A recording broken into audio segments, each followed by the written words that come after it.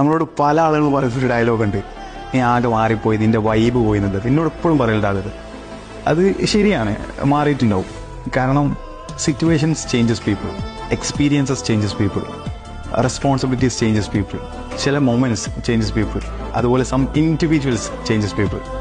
അപ്പം നമ്മൾ അനുഭവിക്കുന്ന ഓരോ കാര്യത്തിനും, നമ്മൾ അനുഭവിക്കുന്ന ഓരോ ആളുകളെടുത്തുനിന്നും പല സിറ്റുവേഷനായിട്ട് നമ്മൾ പല കാര്യങ്ങൾ പുതുതായിട്ട് നമ്മൾ ബിഹേവ് ചെയ്യാൻ തുടങ്ങും.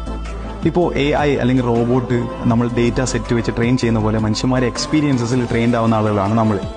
അപ്പോൾ അങ്ങനെ സിറ്റുവേഷനിൽ നമ്മൾ ചില സിറ്റുവേഷൻസ് എക്സ്പീരിയൻസ് കൊണ്ട് നമ്മൾ മാറുന്നില്ല എങ്കിൽ മനുഷ്യർ വാല്യൂ ഇല്ല എന്നുള്ളതാണ് ഞാൻ മനസ്സിലാക്കുന്നത്. കാരണം ജസ്റ്റ് എക്സാമ്പിൾ പറഞ്ഞാൽ, ഇപ്പോൾ എൻ്റെ വീട്ടിലൊരു ഫൈനാൻഷ്യൽ ക്രൈസിസ് അനുഭവിച്ചിരിക്കുന്ന സമയത്ത്, അല്ലെങ്കിൽ കടം കയറി മുടിഞ്ഞ് നിൽക്കുന്ന സമയത്ത് ഞാൻ അപ്പോഴും എൻ്റെ വൈബും തേടി എൻ്റർടൈൻഡ് ആയി നടന്നു കഴിഞ്ഞാൽ അതിന് പിന്നൊരു വാല്യൂ ഇല്ല.